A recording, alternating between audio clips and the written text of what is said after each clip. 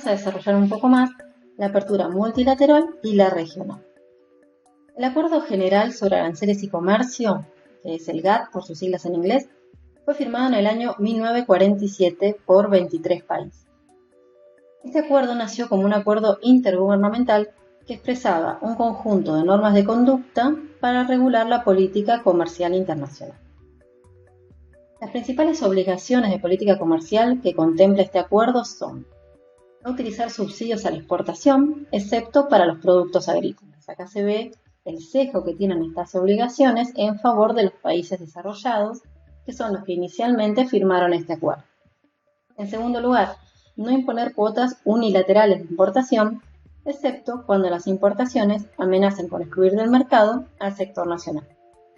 Y tercero, compensar todo nuevo arancel con reducciones en otros aranceles. El objetivo del GATT es disminuir las barreras comerciales entre países y para lograr este objetivo desarrollan una serie de negociaciones. Estas negociaciones se dan en el marco de rondas y hasta el momento se celebraron 9 rondas. En la primera ronda se redujeron notablemente los aranceles y en las rondas siguientes las negociaciones se daban más que nada en términos bilaterales. En la ronda Kennedy se aprobó una normativa que representó un avance sustancial para agilizar las negociaciones, porque en lugar de negociar producto por producto, se negociaban reducciones arancelarias en categorías amplias de productos, de manera que se aprobaba o se rechazaba la reducción en un gran conjunto de bienes. Hasta los años 60 las negociaciones se concentraron más que nada en reducir aranceles, mientras iban tomando mayor importancia las barreras no arancelarias. Y por esto la ronda de Tokio y las siguientes se enfocaron en reemplazar estas barreras no arancelarias por aranceles que afectan a los precios. En la ronda Uruguay se aprueba la creación de la Organización Mundial de Comercio y esta organización se funda en el año 1995. Argentina es miembro fundador y en la actualidad la mayor parte de los países forman parte de la OMC. Tenemos 160 países participando de esta organización. La OMC sustituyó al GATT como el organismo que regula el comercio internacional. De hecho, el GATT nunca fue un organismo, sino simplemente un acuerdo. A pesar de esto, el GATT como acuerdo sigue existiendo y existe en conjunto con un acuerdo general sobre el comercio de servicios y un acuerdo sobre los aspectos de los derechos de propiedad intelectual relacionados con el comercio. La OMC los reúne en una única organización, un único conjunto de normas y un único sistema de solución de diferencias o de controversias. Esto es muy importante porque ahora sí existe una organización que actúe como intermediario entre dos países cuando surgen disputas. La Organización Mundial de Comercio administra todos estos acuerdos y supervisa la implementación de los recortes arancelarios a los que se comprometieron los países y también la disminución de las barreras no arancelarias. Estos 3 acuerdos que mencionamos conservan los 3 principios básicos del GATT: la no discriminación, la reciprocidad y la transparencia. La no discriminación comprende la cláusula de la nación más favorecida y el trato nacional. La primera cláusula establece que cuando un país reduce un arancel, esta disminución se tiene que aplicar a todas las naciones firmantes, y no solo a aquellas que ofrecieron concesiones a cambio. Entonces, los aranceles que aplica un país a terceros países son idénticos sin importar el socio comercial. En el año 98, Estados Unidos reemplazó esta denominación por la de relaciones comerciales normales. Y entonces este principio transforma la liberalización de comercio en un bien público, es decir, las concesiones arancelarias o la disminución de barreras arancelarias y no arancelarias está disponible para todos los países, hagan o no concesión. Esto, como cualquier bien público, genera el problema del free rider, es decir, un país aprovecha las disminuciones de aranceles de los demás países y no tiene ningún incentivo para disminuir sus propias barreras proteccionistas. Por otra parte, el principio de trato nacional implica que una vez ingresados los productos al mercado interno, estos tienen que recibir el mismo trato que los bienes locales. Por ejemplo, no se le puede imponer más impuestos o regulaciones adicionales a las que ya tiene. El segundo principio es de la reciprocidad. establece que el país beneficiario de reducciones arancelarias tiene que ofrecer a su vez concesiones similares. Y por último, el principio de la transparencia exige que se tienen que utilizar aranceles en lugar de medios no arancelarios, como barreras no arancelarias, a fin de permitir que sean los precios los que regulen el funcionamiento de los mercados. Por ejemplo, las cuotas, que es una barrera no arancelaria, permiten que el país que las impone pueda discriminar entre los países proveedores y también impone un techo máximo a las importaciones. Los aranceles promueven más la competencia y dejan que sean los precios o el mecanismo de mercado el que regule la asignación de recursos.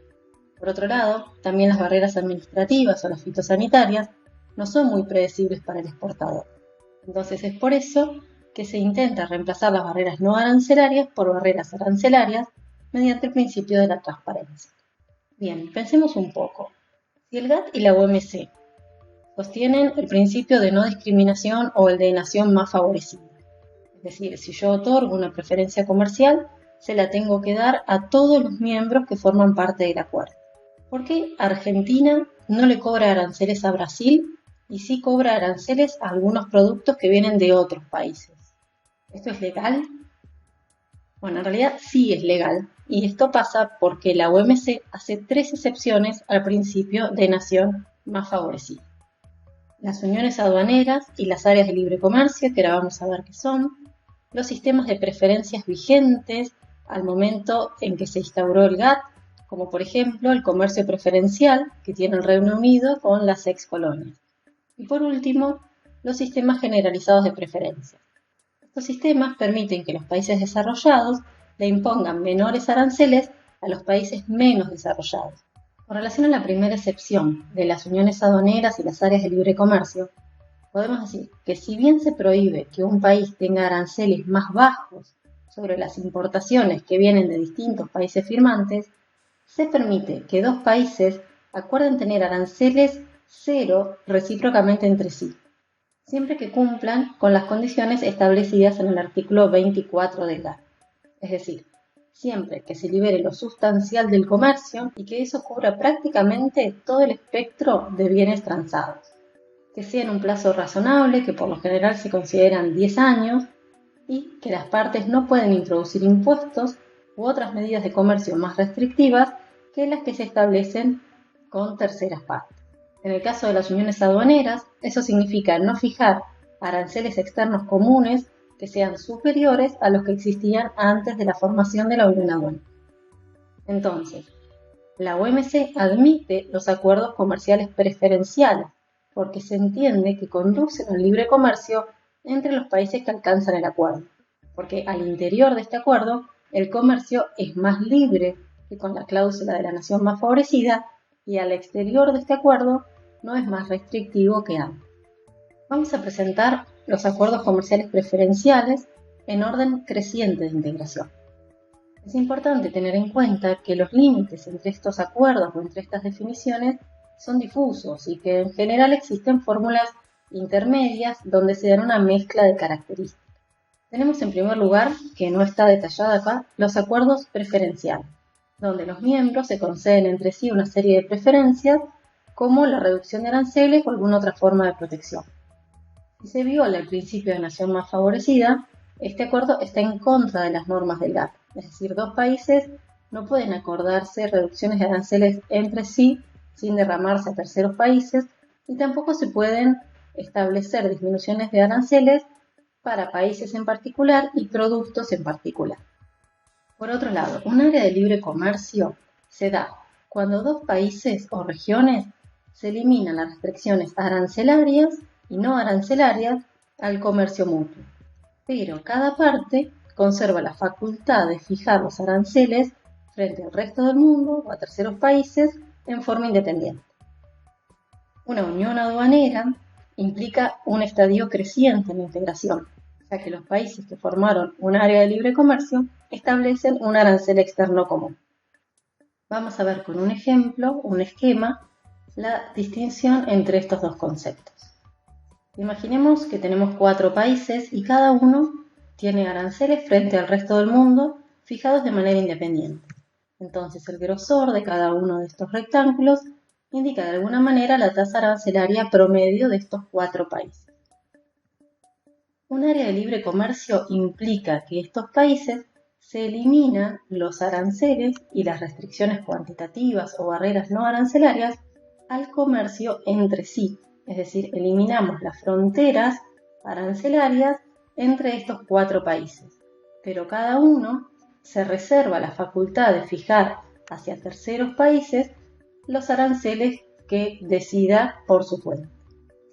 ¿Cuál es el problema acá? Que existe un incentivo interesante en importar productos a través del país que paga menos aranceles, por ejemplo el país C, y venderlos en el país D, ya que porque fija aranceles más altos, los precios de los productos importados van a ser muy caros en este país.